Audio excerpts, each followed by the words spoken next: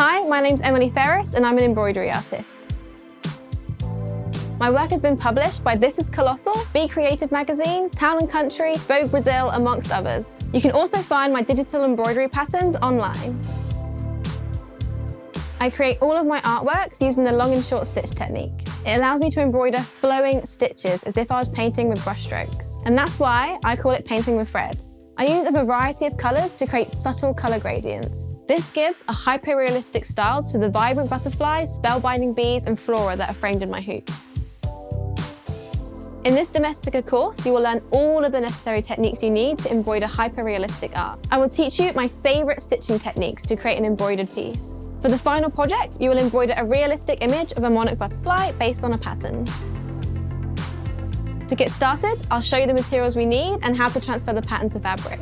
And then I'll explain how to choose a colour palette for realistic hoop art. In the next step, you'll learn how to paint with thread using long and short stitch. We will look at stitch direction and how to emulate movement with thread.